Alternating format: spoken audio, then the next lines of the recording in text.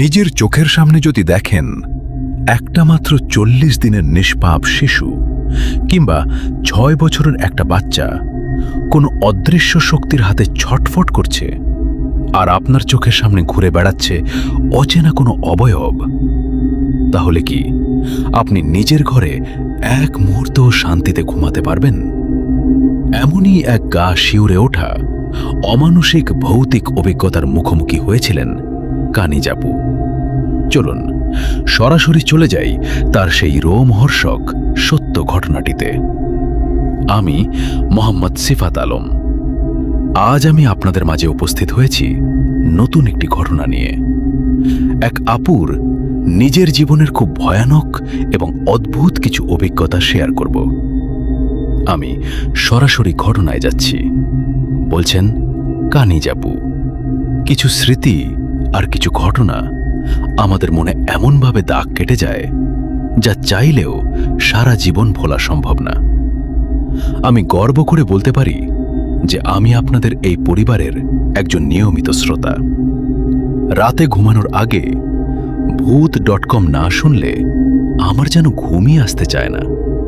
এত সুন্দর একটা পরিবারের সদস্য হয়ে নিজের জীবনের এই ভয়াবহ ঘটনাগুলো আপনাদের সাথে শেয়ার না করে আর পারলাম না। সব অপেক্ষার অবসান ঘটিয়ে আজ ঘটনাটি শেয়ার করছি। আমি যে ঘটনাটি আজ আপনাদের সাথে শেয়ার করব সেটা মূলত আমার সেই বাড়িকে ঘিরে যেখানে আমি বিয়ের পর প্রথম এসেছিলাম। আমার বিয়ে হয় 2015 সালে। বিয়ের পর আমি নতুন বউ হিসেবে সেই বাড়িতে পা রাখি। আমি যদি আপনাদেরকে একটু বাড়ির নকশাটা বোঝানোর চেষ্টা করি তাহলে হয়তো পুরো ঘটনাটা বুঝতে আপনাদের আরও একটু সুবিধা হবে।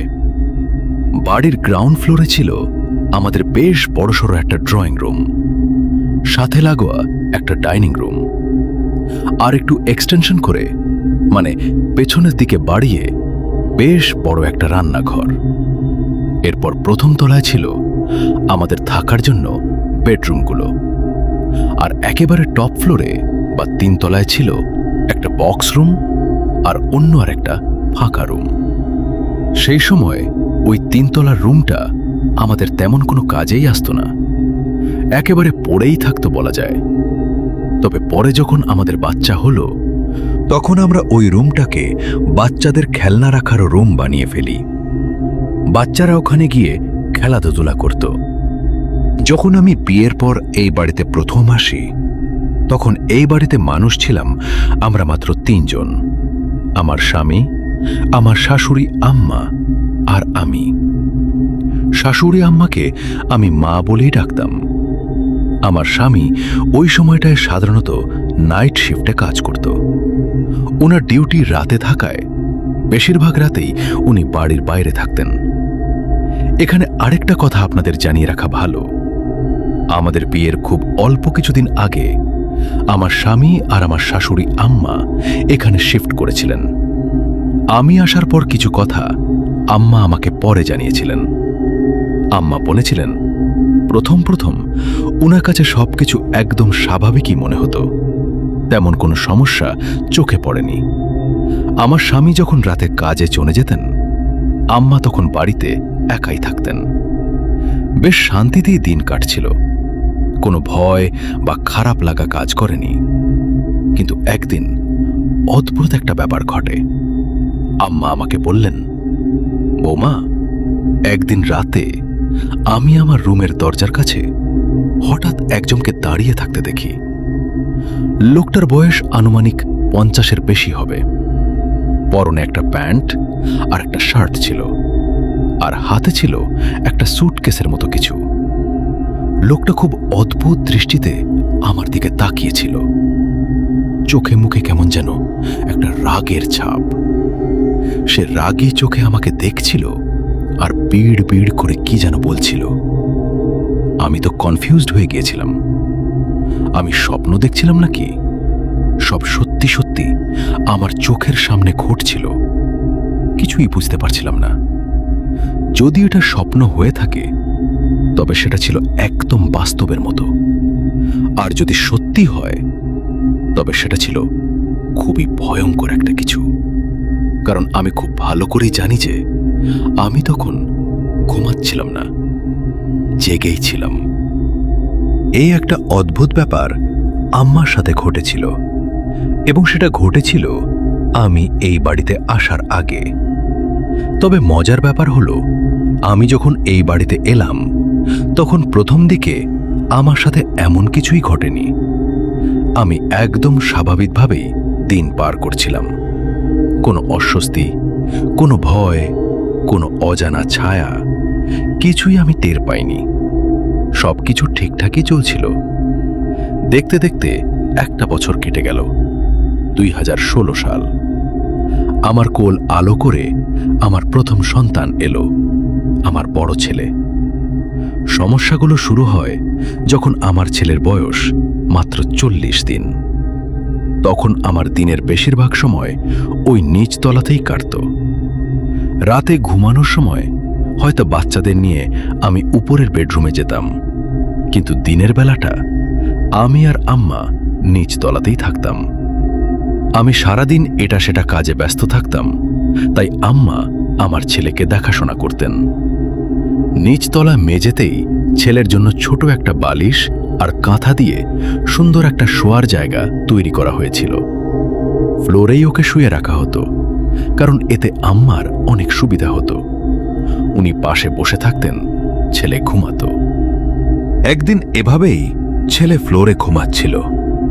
মাগরিবের আজান দিচ্ছে তখন, চারপাশে একটা শান্ত পরিবেশ। হঠাৎ করে আমার 40 দিনের ছোট ছেলেটা এমনভাবে চমকে উঠল যেন ও খুব ভয়ঙ্কর কিছু একটা দেখে ফেলেছে। চমকে উঠেই ও এমনভাবে কাঁদতে শুরু করল যা আমি আগে কখনো দেখিনি। বিশ্বাস করুন, বাচ্চাটা এত কাঁদছিল, এত চিৎকার করছিল যে আমরা দিশেহারা হয়ে যাই। ওকে কিছুতেই থামাতে পারছিলাম না। বাচ্চা তো অনেক কারণেই কাঁদে। কখনো পেটে গ্যাস হলে কাঁদে, কখনো ক্ষুধা লাগলে কাঁদে, কিন্তু আমার ছেলের সেদিনের কান্নাটা একদম অন্যরকম। একটা মানুষ খুব ভয় পেলে যেমন চিৎকার করে কাঁদে, আমার 40 দিনের বাচ্চাটা ঠিক সেভাবেই কাঁদছিল। আমরা তো অবাক, কি করব বুঝতে পারছিলাম না। যেভাবেই হোক ওকে থামাতে হবে। বুকের ভেতরটা কেমন যেন মোচড় দিয়ে উঠল। আমরা ওকে বুকে জড়িয়ে ধরলাম, মুখে দোয়া পড়ে ফুঁ দিলাম। প্রায় 1 ঘন্টা টানা কাঁদল ছেলেটা। 1 ঘন্টা পর একটু শান্ত হলো। আমার বাচ্চারা কিন্তু স্বভাবগতভাবেই খুব শান্ত প্রকৃতির। অকারণে কান্নাকাটি করার অভ্যাস ওদের নেই। তাই ওই দিন ওরকম ভয় পেয়ে টানা 1 ঘন্টা কান্না করাটা আমার কাছে অস্বাভাবিক লেগেছিল। কেন যে এত ভয় পেল, কি দেখেছিল, সেদিন কিছুতেই বুঝে উঠতে পারিনি। তবে এটা পরিষ্কার ছিল যে ও এমন একটা কিছু দেখেছে যা ওকে প্রচণ্ড ভয় পাইয়ে দিয়েছে। এই ঘটনার পর কয়েকটা দিন স্বাভাবিকভাবেই কেটে গেল। ছেলেটার বয়স তখন আনুমানিক 2 থেকে 3 মাস হবে। প্রতিদিনের মতো আমি আর আমার ছেলে নিচতলায় ছিলাম। ওই দিন বাড়িতে আমি একদম একা ছিলাম। দুপুরবেলা, ঘড়িতে তখন হয়তো 12টা কি একটা বাজে। আমার স্বামী আর শাশুড়ি আম্মা কোনো একটা কাজে বাইরে গিয়েছিলেন। আমি বাড়িতে একদম একা। ফ্লোরে বসে আমার ছেলের সাথে খেলা করছিলাম। আমার হাতে তখন আমার মোবাইল ফোনটা ছিল। ওই সময় আমার ফোনের কাভারটা ছিল ওয়ালেট টাইপের কাভারগুলো, যেগুলো দিয়ে ফোনটাকে স্ট্যান্ডের মতো করে দাঁড় করিয়ে রাখা যায়। আমি ফোনটাকে ওই কাভারের সাহায্যে ফ্লোরে দাঁড় করিয়ে রেখেছিলাম, আর স্কাইপে আমার এক ফুপুর সাথে কথা বলছিলাম। কথা বলতে বলতে হঠাৎ আমার খেয়াল হলো রান্নাঘরে আমার একটু কাজ আছে। আমি ফুপুকে বললাম, ফুপু, তুমি লাইনে থাকো, ফোন কাটার দরকার নেই। আমার রান্নাঘরে একটু কাজ আছে, করে আসি। 5-6 মিনিটের মধ্যেই কাজ শেষ করে আমি আসছি, তুমি থেকো কিন্তু। আমি রান্নাঘরে যাই। 5 কি 6 মিনিট রান্নাঘরের কাজ সেরে আমি আবার ফ্লোরে ফিরে আসি। এসে ফোনের সামনে বসতেই স্কাইপের ওপাশ থেকে ফুপু আমাকে খুব অবাক করে একটা প্রশ্ন করেন। ওই ছেলেটা কে ছিল রে? আমি অবাক হলাম। কে? কার কথা বলছো তুমি? এই যে তুই যাওয়ার পর যে ছেলেটা তোর ফোনের সামনে দিয়ে গেল, সে কে? কি বলছো তুমি এসব? আমি তো বাড়িতে একদম একা, আমার স্বামী শাশুড়ি তো বাইরে, কে আসবে? ফুপু তখন একটু জোর দিয়ে বললেন, আরে না, তুই যাওয়ার পর একজন এলো তো। কে সে? ফুপু খুব ভালো করেই জানতেন যে আমার স্বামী তখন বাড়িতে নেই, আর যদিও বা থাকতেন, ফুপু তো ওনাকে দেখলেই চিনতে পারতেন। কিন্তু ফুপু বলছিলেন একটা অচেনা ছেলের কথা। আমি একদিকে হাসছিলাম, অন্যদিকে আমার বুকের ভেতরটা ধক করে উঠল। পা দুটো ফ্লোরের সাথে জমে গেল, গলা শুকিয়ে কাঠ। আমি ফুপুকে একটু স্বাভাবিক করার জন্যই হাসতে হাসতে বললাম, ফুপু, কি বলছো তুমি? আমি বাড়িতে একা, কেউ নেই। ফুপু হয়তো আমার একা থাকার কথা ভেবে আর বেশি ভয় দেখাতে চাইলেন না। উনিও কথা ঘুরিয়ে বললেন, ওহো, আচ্ছা, হয়তো মনের ভুল, আমি হয়তো এমনি কিছু দেখেছি, থাক, বাদ দে। আমি বললাম, ফুপু, তুমি সত্যি করে বলো তো, কি দেখেছিলে? না না, কিছু না, তুই চিন্তা করিস না। কিন্তু এরপর থেকে ফুপু একটা কথা খুব কড়াকড়িভাবে বলতে শুরু করলেন। আমাকে সাবধান করে দিয়ে বললেন, শোনো, এরপর থেকে বাচ্চাকে এভাবে একা ফ্লোরে রেখে তুই কোথাও যাবি না। যদি যেতেই হয়, তবে ওর মাথার নিচে অবশ্যই সূরা ইয়াসিন, সূরা রহমান বা যে কোনো দোয়ার বই রেখে যাবি, আর তা না হলে ওকে সাথে করে নিয়ে যাবি। একা এভাবে যাওয়াটা ঠিক হবে না। ফুপুর এই সাবধান বাণীর পর আমি আসলেই খুব সতর্ক হয়ে যাই। এরপর থেকে আমি বাচ্চাকে একা রাখতে হলে ঠিক ফুপু যা বলেছিলেন তাই করতাম। বেশ কিছুদিন পর যখন ফুপুর সাথে আবারও এই বিষয়ে কথা বলি, তখন ফুপু আমাকে আসল সত্যিটা জানান। ফুপু বলেন, তোর কি মনে আছে, সেদিন আমি তোকে জিজ্ঞেস করেছিলাম, ওই ছেলেটা কে ছিল সে? আমি বললাম, হ্যাঁ, মনে আছে। কেন? শোনো, তুই যখন রান্নাঘরে গেলি, তখন হঠাৎ করে একটা ছেলে ওই ক্যামেরার ফ্রেমে আসে। বেশি বয়সের কেউ না, একটা ইয়াং ছেলে। ওর গায়ে একটা চেক শার্ট ছিল আর একটা প্যান্ট পরা ছিল। আমি ওর মুখটা খুব স্পষ্ট করে দেখতে পাইনি, তবে ছেলেটা ওখানে যে ছিল এটা আমি নিশ্চিত। ফুপু এরপর আমাকে একটা প্রশ্ন করলেন, তোর ফোনের ডান পাশে কি কোনো টেবিল বা ওই জাতীয় কোনো কিছু রাখা ছিল? আমি একটু ভেবে বললাম, না ফুপু, টেবিল তো ছিল না, তবে ওখানে একটা ছোট সেলফের মতো বানানো ছিল। হ্যাঁ হ্যাঁ, ঠিক, ওই সেলফটার কাছে এসে ছেলেটা দাঁড়িয়েছিল, আর সে এমনভাবে হাত নাড়ছিল যেন সে বাচ্চার জন্য ফিডারে দুধ বানাচ্ছে। কিছুক্ষণ সে ওখানে ওইভাবে দাঁড়িয়ে থাকে, এরপর সে একটু সামনে পেছনে হয়ে আমার ক্যামেরার ফ্রেম থেকে বেরিয়ে যায়। তারপর আমি আর তাকে দেখিনি। এর একটু পরেই তুই এলি। আমি সেদিন তোকে পুরোটা বলিনি, কারণ তুই বাড়িতে একা ছিলি, ভয় পেয়ে যাবি। ফুপুর মুখে এই কথাগুলো শোনার পর আমার অবস্থাটা কেমন হয়েছিল একটু চিন্তা করুন। আমার নিজের ঘরে আমার বাচ্চার কাছে একটা জিন এসে দুধ বানানোর ভান করছে। আমি কিছুই জানতাম না। আমি একে জিন বললাম, কারণ বাসায় আর কোনো মানুষ সেদিন ছিল না। আমার পুরো শরীর অবশ হয়ে আসছিল। ভয়ে আমার পেটের ভেতরটা কেমন যেন শিরশির করে উঠল। এই ঘটনার পর আরও কিছু ছোটখাটো ঘটনা আমাদের সাথে ঘটতে থাকে। ঘটনাগুলো এতই অদ্ভুত ছিল যে আমরা আসলে মেলাতে পারছিলাম না যে কি হচ্ছে আমাদের সাথে। সময় গড়িয়ে রমজান মাস চলে এলো। সেহরির সময় আমাদের বাড়িতে একটা নিয়ম ছিল, হয় আম্মা সেহরি বানাতেন আর না হয় আমি। এমন কোনো বাধ্যবাধকতা ছিল না যে আমাকেই বানাতে হবে বা আম্মাকে। যদি আম্মা ফ্রি থাকেন উনিই বানিয়ে দিতেন।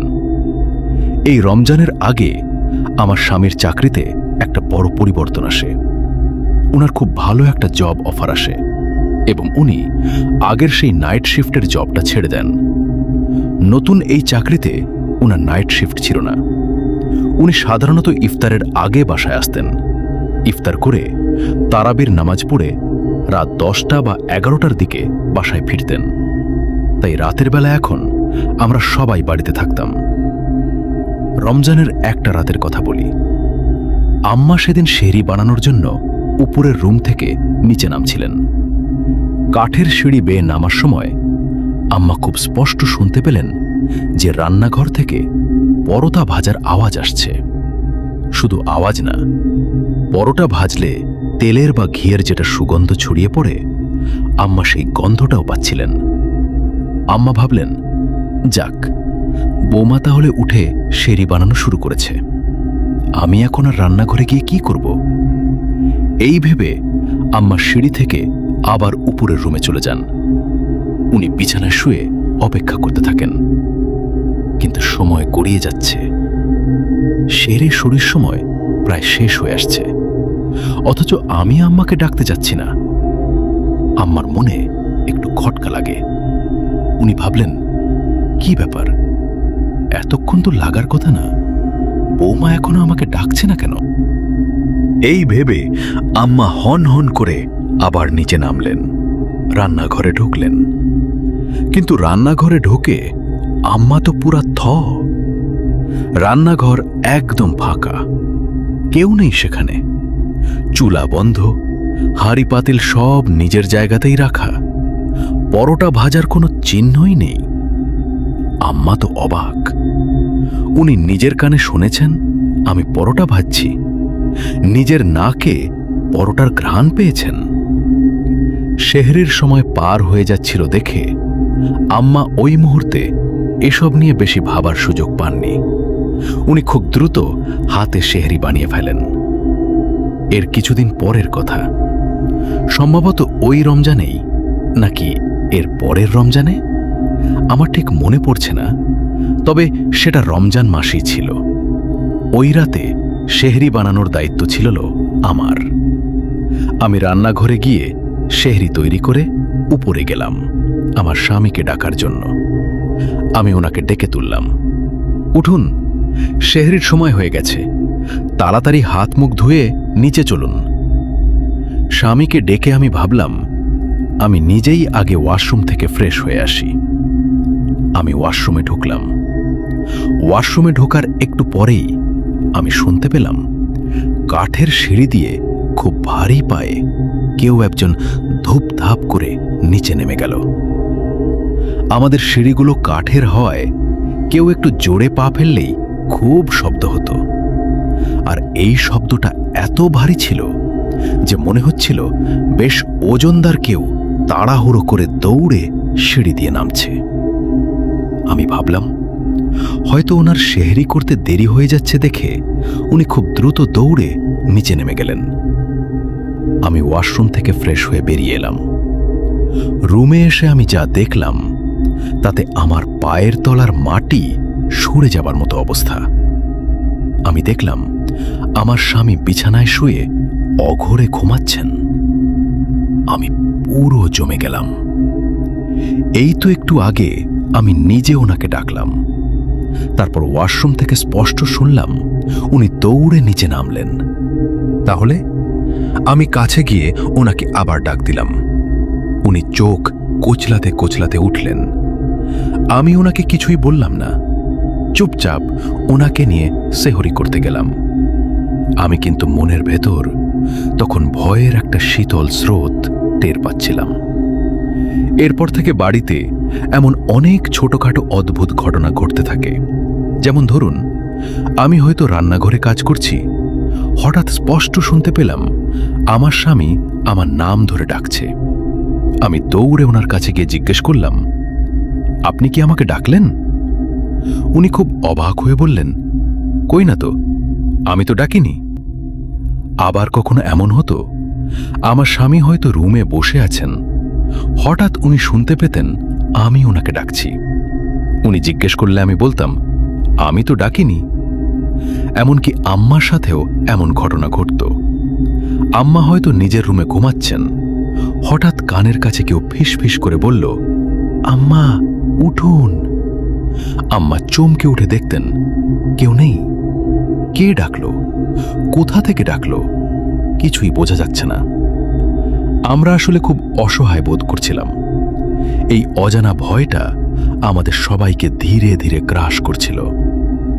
আরেক দিনের কথা বলি। সেদিন রাতে আমি রান্নাঘর, ওয়াশরুম আর রুমের সব ময়লা একটা পলিথিনে ভরে বাইরে ফেলতে যাচ্ছিলাম। আমাদের রান্নাঘর থেকে বাইরের পার্কিং এরিয়ায় যাওয়ার জন্য একটা আলাদা দরজা ছিল। আমরা ময়লার বিনগুলো ওই পার্কিংয়ের একপাশে রাখতাম। আমি ময়লার ব্যাগটা হাতে নিয়ে রান্নাঘরের সেই দরজাটা খুললাম। দরজা খুলে বাইরে একটা পা রাখতেই আমি খুব স্পষ্ট একটা আওয়াজ শুনতে পেলাম। আওয়াজটা ছিল একটা ছাগলের ডাকের মতো। আমি প্রথমটায় অতটা গুরুত্ব দেইনি। ময়লার ব্যাগটা ডাস্টবিনে ফেলে আমি চুপচাপ আবার ভেতরে চলে আসি এবং দরজা লক করে দেই। কিন্তু কিছুক্ষণ পর যখন আমি একটু শান্ত হয়ে বসলাম, তখন আমার মাথায় একটা বিষয় খেলতে শুরু করলো। আমি ভাবলাম, আমাদের বাড়ির সামনে তো একদম মেইন রোড, সারাক্ষণ গাড়ি চলে। এত ব্যস্ত একটা রাস্তার পাশে আমাদের পার্কিংয়ে এত রাতে ছাগল এলো কোত্থেকে? মেইন রোডের পাশে মাঝরাতে একটা ছাগলের ডাক শোনাটা একেবারেই স্বাভাবিক কোনো বিষয় ছিল না। তখন আমার মনে হলো যে ওই ছাগলের ডাকটা আসলে কোনো ছাগলের ডাক না, ওটা আমাদের বোকা বানানোর বা ভয় দেখানোর একটা নতুন কৌশল। আমি এরপর নিচে গেলাম। চারিদিকে খুঁজে দেখি কিচ্ছু নেই, শুধু ভেজা ভেজা পায়ের ছাপ দেখি। যা ছিল বড়ই অদ্ভুত। 4 পায়ের ছাপ। সামনের পা দুটির ছাপ ছাগলের মতো এবং পেছনের পা দুটির ছাপ অবিকল মানুষের মতো, কিন্তু আকারে অনেক ছোট। আমি প্রচণ্ড ভয় পেয়ে যাই। সময় গড়িয়ে যাচ্ছিল। এরপর আল্লাহ আমাদের পরিবারে আরেকজন নতুন মেহমান পাঠালেন। আমার একটা মেয়ের সন্তান হলো। মেয়ে হওয়ার পর প্রথম কিছুদিন সবকিছু ঠিকঠাক ছিল, কিন্তু সমস্যাগুলো এবার শুরু হলো একটু অন্যভাবে। মেয়ে যখন একটু একটু করে বড় হতে লাগলো, তখন ওর সাথে খুব ভয়ঙ্কর কিছু ঘটনা ঘটতে শুরু করলো। ঘটনাটা আপনাদের একটু বিস্তারিত বলি। মাঝরাতে হঠাৎ করে সে খুব বিকট শব্দে চিৎকার করে কেঁদে উঠত। মনে হতো কেউ ওকে খুব কষ্ট দিচ্ছে বা ভয় দেখাচ্ছে। ও কাঁদত আর এক দৃষ্টিতে আম্মার দিকে তাকিয়ে থাকত। আম্মা তো ওর কান্না শুনে দৌড়ে ওর কাছে যেতেন। আম্মা ভাবতেন হয়তো বাচ্চাটা ভয় পেয়েছে। একদিন রাতে সে ওইভাবে চিৎকার করে কেঁদে ওঠে। আম্মা দৌড়ে এসে কোলে নিতে যান, অনেক আদর করেন। কি হয়েছে দাদু ভাই, আসো কোলে। আম্মার কোলে ওঠার সাথে সাথেই সে যে কাজটা করল, সেটা কোনো সুস্থ স্বাভাবিক বাচ্চার পক্ষে করা সম্ভব না। আম্মার কোলে উঠেই তার 2 ছোট ছোট হাত দিয়ে আম্মার গলাটা সজোরে চেপে ধরল। বিশ্বাস করুন, ওই সময় ওর চোখের দৃষ্টি দেখলে যে কেউ খুব ভয় পেয়ে যাবে। একটা ছোট বাচ্চার চোখে এত রাগ ক্ষোভ কিভাবে থাকতে পারে? ও এমনভাবে আম্মার গলা টিপে ধরেছিল যে আম্মার নিঃশ্বাস প্রায় বন্ধ হয়ে আসছিল। আম্মা বুঝতে পারছিলেন এটা কোনো বাচ্চার শক্তি হতে পারে না। একটা ছোট বাচ্চা কখনোই এত জোরে একজন বয়স্ক মানুষের গলা টিপে ধরতে পারে না। আম্মা প্রাণপণে দোয়া পড়তে লাগলেন। আয়াতুল কুরসি, সূরা নাস, সূরা ফালাক, যা মনে আসছিল সব পড়ছিলেন। কিন্তু আমার মেয়ে কিছুতেই থামছিল না। এই চিৎকার আর ধস্তাধস্তির আওয়াজ শুনে আমার স্বামী আমাদের রুম থেকে বেরিয়ে আসে, আমিও আসি। আমরা এসে দেখি আম্মা মেঝেতে বসে আছেন। আমার মেয়ে ওনার গলা খামচে ধরেছে। আমরা হতবাক। দৌড়ে গিয়ে আমার কাছ থেকে ছাড়ানোর চেষ্টা করি, কিন্তু ওর গায়ে এত শক্তি, আমরা দুজন মিলে সহজে ছাড়াতে পারছিলাম না। আম্মা আমাকে বললেন, বৌমা, এটা আমাদের মেয়ের শক্তি না। যে শক্তি দিয়ে ও আমার গলা টিপে ধরেছিল, সেটা একটা বাচ্চার শক্তি হতে পারে না। আমরা কেউ ওই রাতে ঘুমাতে পারিনি। আমার মেয়ে আম্মার কোলেই ঘুমিয়ে পড়ে। আমরা ভাবলাম হয়তো ওই এক রাতেই ঘটনাটা শেষ হয়ে গেছে, কিন্তু না, এটা তো সবে শুরু। পরের দিন রাতেও ঠিক একই সময়ে মাহা আবার সেই একইভাবে চিৎকার করে ওঠে। আমরা ছুটে যাই, আবার সেই একই দৃশ্য। টানা 10টা দিন আমাদের সাথে এই ঘটনা ঘটতে থাকল। প্রতিদিন রাতে একই সময়ে মাহা চিৎকার করে উঠত। আম্মা বলতেন, তোরা দুজন তো সারা রাত ঘুমাতে পারিস না, তোরা যা একটু রেস্ট নে, আমি ওকে আমার কাছেই রাখছি। কিন্তু আমরা কি ওকে এই অবস্থায় রেখে ঘুমাতে পারি? আমরা সারা রাত জেগে ওর পাশে বসে থাকতাম। 10 দিন পর আমরা ভাবলাম হয়তো মেয়েটা আম্মার কাছে ঘুমাতে চাচ্ছে না দেখেই এমন করছে। আমরা সিদ্ধান্ত নিলাম, ঠিক আছে, ওকে আমাদের মাঝেই শুয়ে রাখব। এই ভেবে আমরা ওকে বেডরুমে নিয়ে এলাম। আমাদের দুজনের মাঝখানে ওকে শুয়ে দিলাম। ভাবলাম শান্তিতে ঘুমানো যাবে।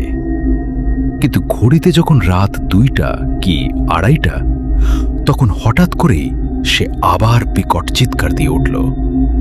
আমার স্বামী আমাকে ধাক্কা দিয়ে তুলে বললেন, ওঠো, ও আবার কাঁদছে। আমি ধড়ফড় করে উঠে বসলাম। দেখলাম মেয়ে বিছানায় নেই, ও ফ্লোরে বসে আছে আর গড়াগড়ি খাচ্ছে, চিৎকার করছে। মনে হচ্ছে কেউ যেন ওকে জবাই করছে। ও ফ্লোরের মাঝে নিজেকে ঘষছিল, কাঁদছিল। ওর কান্নাটা এত লাউড ছিল যে আমি বলে বোঝাতে পারবো না।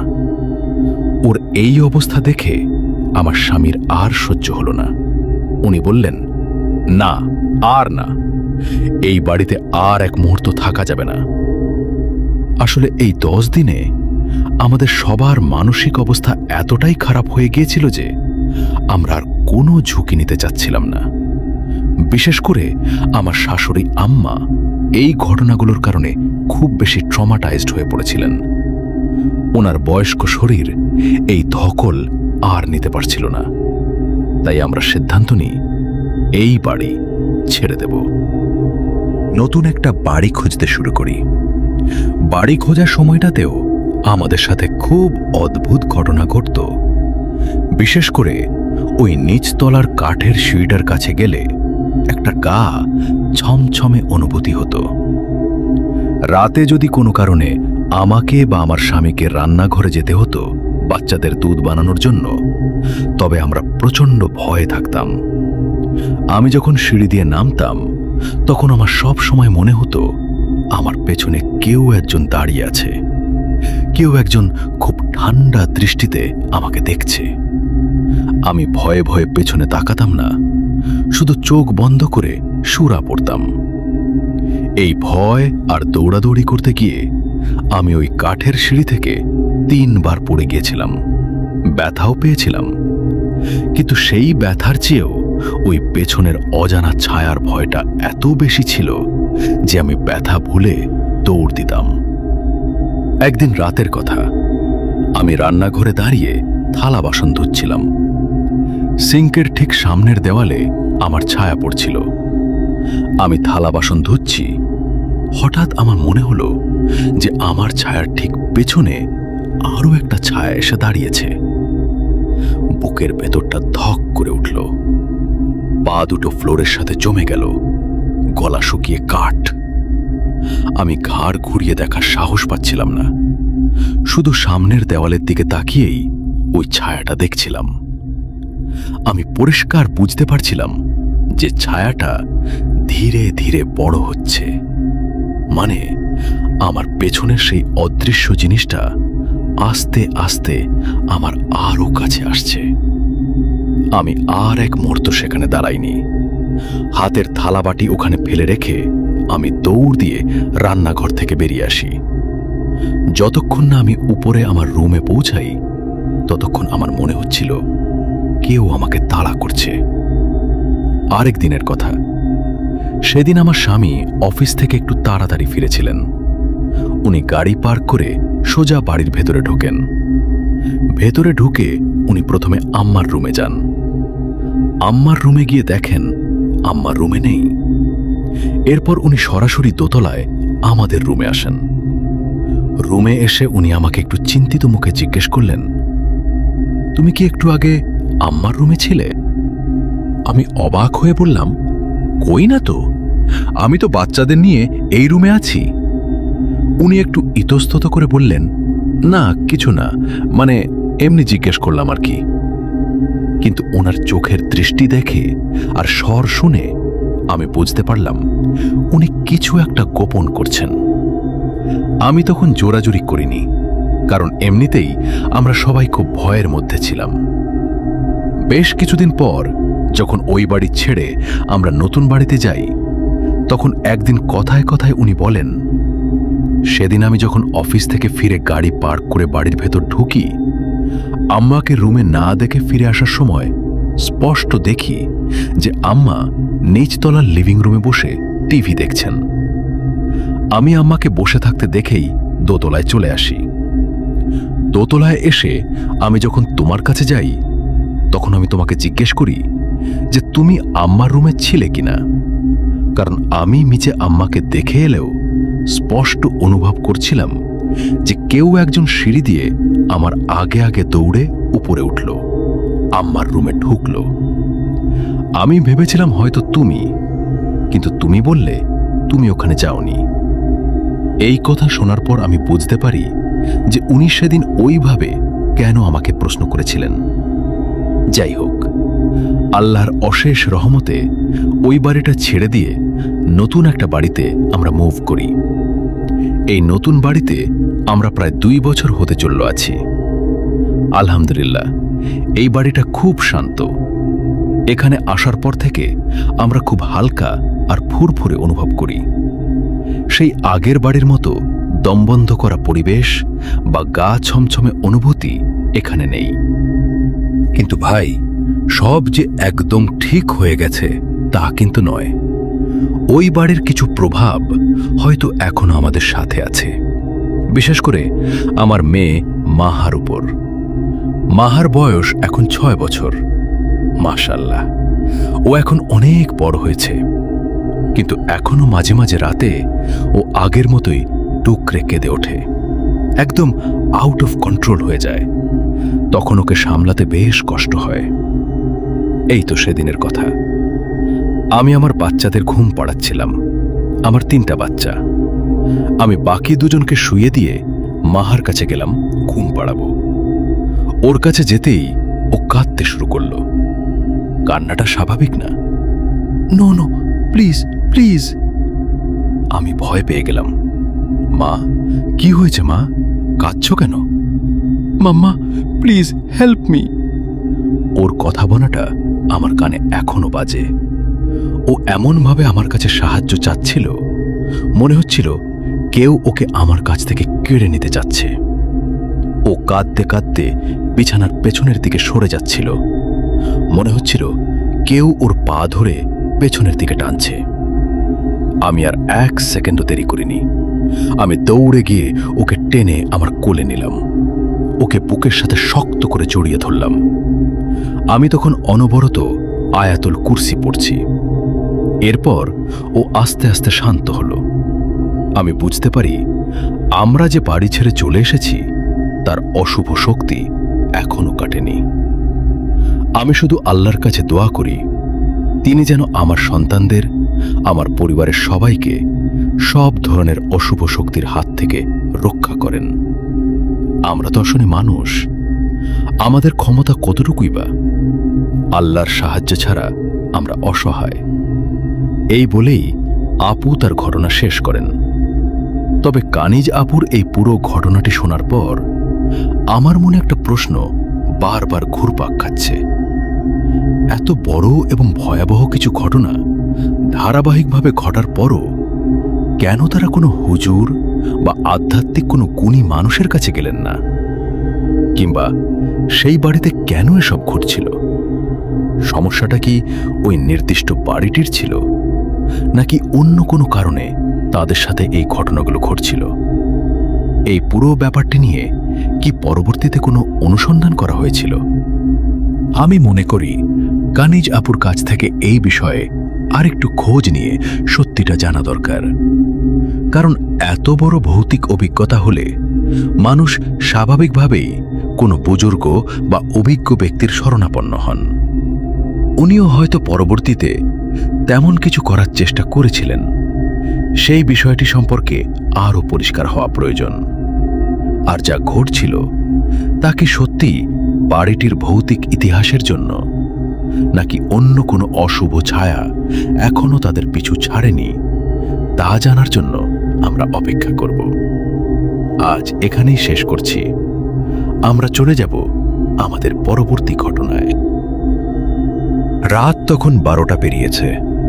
নির্জন পাহাড়ি হাইওয়েতে কুয়াশার তীব্র চাদর, আর তার মাঝেই হঠাৎ চোখের সামনে ভেসে উঠল একটি রহস্যময় চায়ের দোকান, যা 10 কিলোমিটার পর পর অদ্ভুতভাবে আবার আমার সামনে হাজির হচ্ছিল।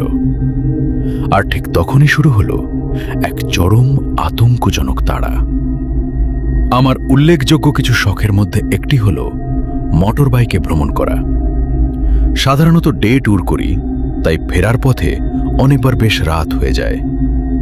গত ফেব্রুয়ারি মাসের প্রথম দিকে, তারিখটি নিখুঁতভাবে মনে নেই, তেমনি একটি ট্যুর থেকে ফেরার পথে আমার সাথে এই ঘটনাটি ঘটে। আমি গ্রুপ ট্যুরের পাশাপাশি একা একা রাইড করতে ও ভ্রমণ করতে বেশ পছন্দ করি। মাঝে মাঝেই একা রওনা হয়ে যাই। যেদিন একঘেয়েমি লাগে সেদিন নতুন রুটে বেরিয়ে পড়ি।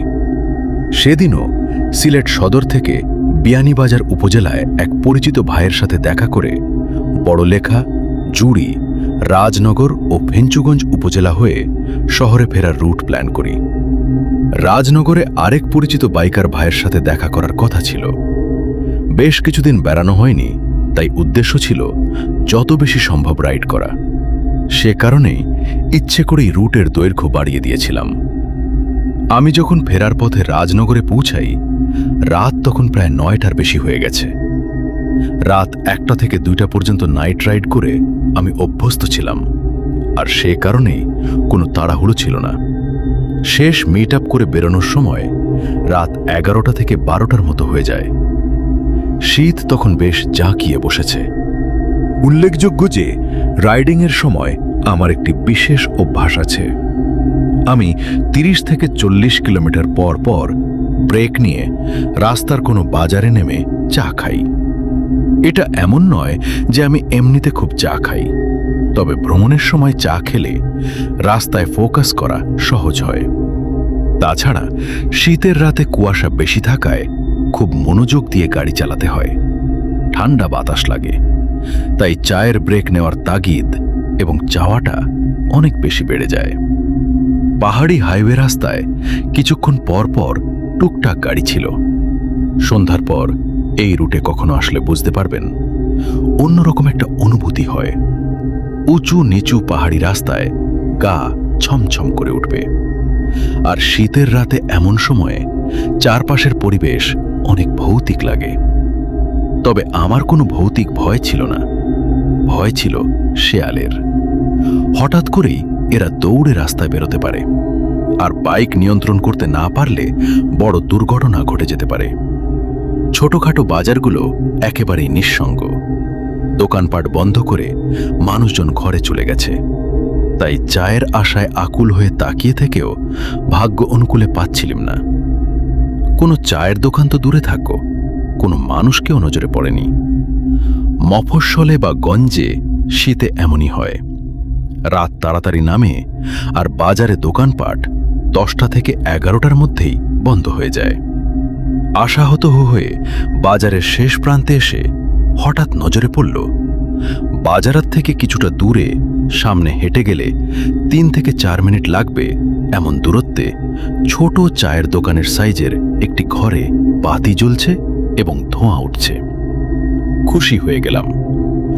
আগ্রহ নিয়ে বাইকে টান দিয়ে সামনে গিয়ে দেখি, হ্যাঁ, এটি একটি ছোট্ট টং টাইপের দোকান। চায়ের কেটলি থেকে ধোঁয়া উঠছে। দোকানের ভেতরের লোকটি চাদর মুড়ি দিয়ে বসে আছে, মাথায় ও মুখে মাংকি ক্যাপ পরা। চেহারা বোঝার উপায় নেই। দোকানে একজন খদ্দেরও ছিল, সামনে ছোট বেঞ্চিতে বসে সেও লাল চাদর মুড়ি দিয়ে মুখ নিচু করে দোকানের টিনের সাথে হেলান দিয়ে ঝিমুনোর মতো করে বসেছিল। তার হাতে বড় লাঠি দেখে আন্দাজ করলাম হয়তো বাজারে চৌকিদার হবে। আমিও সব ভ্রুক্ষেপ না করে জিজ্ঞাসা করলাম, চা হবে? দোকানি হালকা মাথা নেড়ে জড়সড় ঘরে ঘরে গলায় আমাকে বসতে বলল। শীতের রাতে এমন সময়ে এই ধরনের আচরণ কিছুই অস্বাভাবিক ছিল না। উনি চা দিলেন, আমিও নিলাম। গুড়ের গরম চা মুখে পড়তেই শরীর জড়িয়ে মন যেন শান্ত হয়ে এলো। অসাধারণ এক স্বাদ ছিল সেই চায়ের, যার সাথে আমি আগে কখনো পরিচিত ছিলাম না। বর্ণনা করা অসম্ভব।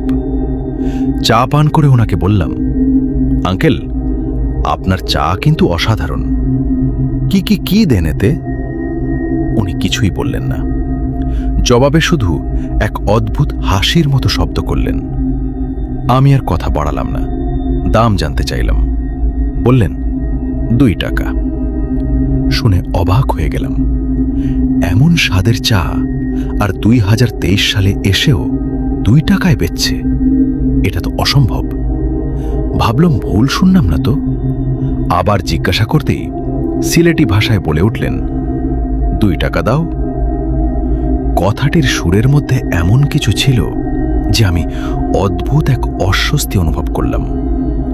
চৌকিদার লোকটিও যেভাবে মাথা নিচু করেছিল সেভাবেই বসে রইল।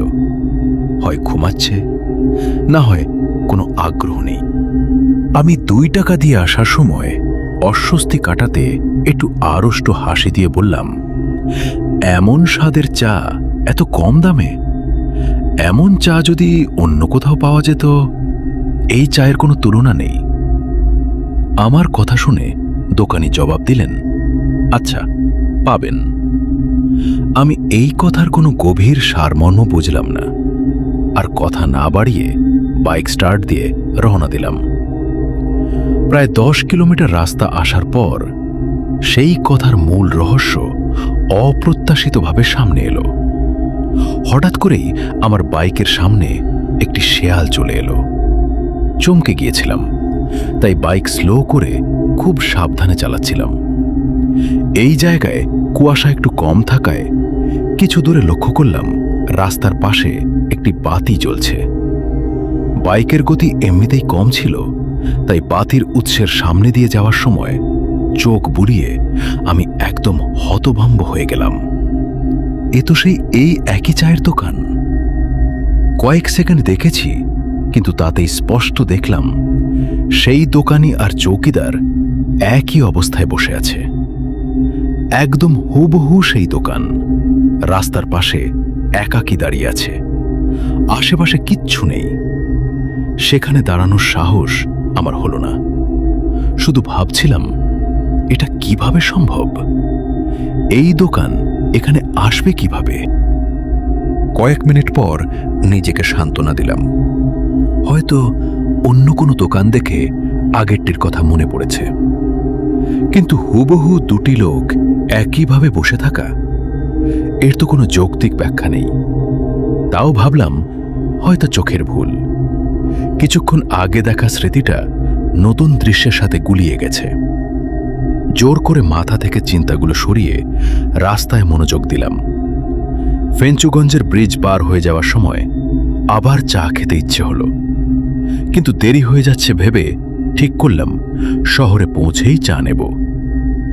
কুয়াশার কারণে দৃশ্যমানতা কম থাকায় বাইকে স্পিড তোলা যাচ্ছিল না। 35 থেকে 50 কিলোমিটার গতিতে চালাচ্ছিলাম।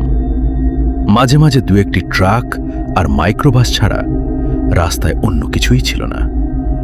আরেকটি বাজার আর ব্রিজ পার হলাম। দুপাশে গাছপালা আর তার ওপারে হাওরের মতো বিস্তৃত প্রান্ত ছাড়া আর কিছুই নেই। হঠাৎ মনে হলো সামনের রাস্তায় কিছু একটা আছে। গতি কমিয়ে কাছে গিয়ে দেখলাম দুটি সাদা গরু রাস্তার এক পাশের লেনে শুয়ে আছে। একটু বিরক্ত হলাম আর পাশ কাটিয়ে যাওয়ার সময় ভাবলাম, এত রাতে এই খোলা জায়গায় গরু আসবে কিভাবে? রাত 1টা থেকে 2টার পর এভাবে গরুকে কে ছেড়ে রাখে? এই চিন্তাগুলো মাথায় সম্পূর্ণ আসার আগেই নজরে পড়ল সামনে রাস্তার পাশে আবার সেই টং টাইপের দোকানটি। তখনও বাইকে গতি তুলিনি। ধীরে ধীরে পার হওয়ার সময় তাকালাম। আমি পুরো স্তম্ভিত হয়ে গেলাম। এ কি দেখছি আমি? এ তো আবার সেই একই চায়ের দোকান। সেই পুরনো লাল বাল্বটি জ্বলছে, চায়ের কেটলি থেকে ধোঁয়া উঠছে। এবার আর কোনো ভুলের সুযোগ নেই। আমি একদম ঠিক দেখেছি। তবে এবার বেঞ্চে সেই চৌকিদার বসে নেই। সে দোকানের পাশে দাঁড়িয়ে আছে। মুখ দেখা যাচ্ছে না, তবে গায়ে সেই লাল চাদর স্পষ্ট। হাতের লাঠিটি উঁচিয়ে সে আমাকে থামতে ইশারা করছে। আমি ততক্ষণে বুঝে গেছি আমার সাথে কি ঘটছে। বাইকের অ্যাক্সেলারেটর মোচড় দিয়ে এক টানে স্পিড বাড়িয়ে এগিয়ে গেলাম। কুয়াশা বা অ্যাক্সিডেন্ট, কোনো কিছুর ভয় তখন আর মাথায় ছিল না। আমি শুধু দ্রুত সামনে এগিয়ে চলেছি আর মনে মনে দোয়া পড়ছি। মিনিটখানিক পর চোখের কোণে অদ্ভুত কিছু নজরে পড়ল। একটু পাশে মাথা ফিরিয়ে তাকাতেই আমার রক্ত হিম হয়ে গেল। আমার বাম পাশে মাত্র 5 থেকে 7 হাত ব্যবধানে সেই লাল চাদর পরা চৌকিদার দ্রুত গতিতে ছুপে চলেছে। তার চেহারা দেখা যাচ্ছে না, মুখের জায়গায় শুধু খুটখুট অন্ধকার। গায়ের লাল চাদর পেছনে বড় পতাকার মতো উঠছে, আর হাতে সেই লাঠি। বাইকের প্রায় 60 থেকে 70 কিলোমিটার গতির সাথে তাল মিলিয়ে সে দৌড়াচ্ছে, যা কোনো সাধারণ মানুষের পক্ষে কোনোভাবেই সম্ভব নয়। রাস্তায় কোনো বাতি নেই, আশেপাশে অন্য কোনো গাড়িও ছিল না। যা দেখছিলাম তা শুধু আমার বাইকের হেডলাইটের আবছা আলোতে। আতঙ্কে আমার মাথায় শুধু একটাই চিন্তা আসছিল, এই নির্জন জায়গায় অ্যাক্সিডেন্ট হলে কেউ কখনো আমার খোঁজ পাবে না। কুয়াশার কারণে 50 গজের বেশি সামনের রাস্তা দেখাও যাচ্ছিল না। আমি যত দোয়া দরুদ জানা ছিল মনে মনে পড়তে লাগলাম, আর রাস্তা দেখার চেষ্টা করতে লাগলাম। পাশের সেই ভৌতিক অবয়বের দিকে আর তাকানোর সাহস পাচ্ছিলাম না, তবে বুঝতে পারছিলাম সে এখনো আমার পাশেই দৌড়াচ্ছে। মিনিটখানিক এভাবে চলার পর হঠাৎ আমার কানের ঠিক কাছে স্পষ্ট একটা গলার আওয়াজ ভেসে এলো, চা খাবেন না? আমার মাথায় হেলমেট পরা ছিল, তবুও শব্দটা এত কাছ থেকেও স্পষ্টভাবে শোনা গেল যে ভয়ে পুরো শরীরে শিরশিরে অনুভূতি ছড়িয়ে পড়ল। বহু কষ্টে নিজেকে সামলে নিয়ে বাইকের গতি আরও বাড়িয়ে দিলাম এবং উচ্চস্বরে দোয়া পড়তে লাগলাম। কিছুক্ষণ পর সামনে আরেকটি বাজার আসতেই একটু সাহস ফিরে পেলাম। পাশে বা পেছনে তাকিয়ে দেখলাম, না, এবার আর কেউ নেই। বাজারটি অন্যান্য বাজারের মতোই বন্ধ ছিল, কোনো লোকজন ছিল না। তবুও কেন যেন একটু স্বস্তি পাচ্ছিলাম। হঠাৎ হওয়া এই মানসিক উত্তেজনার কারণে শরীরে প্রচণ্ড ক্লান্তি অনুভব করছিলাম। কিন্তু শহর এখনো 18 থেকে 20 কিলোমিটার দূরে। বাজারে বাইক থামিয়ে ব্যাগ থেকে পানির বোতল বের করে মুখ ভেজালাম। প্রচণ্ড তৃষ্ণা থাকা সত্ত্বেও বেশি পানি পান করলাম না, কারণ শীতের রাতে ঘন ঘন বাথরুমে যাওয়ার ঝামেলা থাকে। কিছুটা স্বাভাবিক হয়ে আবার রওনা দিলাম। বাকি রাস্তায় আর কিছুই ঘটেনি, তবে মনের ভেতরে এক অজানা ভয় আর শারীরিক অস্বস্তি থেকে গিয়েছিল। বাসায় পৌঁছেই আমার প্রচণ্ড বমি হলো। গোসল করে ঘুমাতে গেলাম, কিন্তু চোখে ঘুম আসছিল না। তখনও জানতাম না যে আমার সাথে ঘটার আরও বাকি আছে। ঘণ্টাখানেকের মধ্যেই হঠাৎ আমার ঘুম ভেঙে গেল। কোনো কারণ ছাড়াই ঘুম ভাঙল, কিন্তু গিয়ে দেখলাম আমি চোখ খুলতে পারছি না, নড়তে পারছি না, এমনকি মুখ ফুটে কোনো আওয়াজও করতে পারছি না। চিন্তা করতে পারছি ঠিকই, কিন্তু শরীর সম্পূর্ণ অবশ। মনে মনে ভাবলাম, এটা কি স্লিপ প্যারালাইসিস? কিন্তু আমার জীবনে তো আগে কখনো এমন হয়নি। আমি চোখের মনি ঘুরিয়ে ঘরের দরজার দিকে তাকালাম। আবছা আলোয় দরজার কাছে একটি অন্ধকার অবয়ব দেখতে পেলাম। ভালোভাবে কিছু বোঝা যাচ্ছিল না, তবে শরীরে লাল রঙের কাপড় জড়ানো দেখা যাচ্ছিল। মুহূর্তের মধ্যে মাথায় এলো, এ তো সেই লাল চাদর পরা চৌকিদার।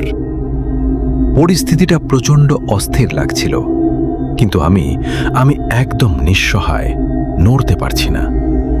আমি এমনিতে একটু রাগী প্রকৃতির মানুষ, তাই ক্রমাগত নড়ার চেষ্টা করে ব্যর্থ হয়ে রাগে ক্ষোভে শরীর রি রি করে উঠল।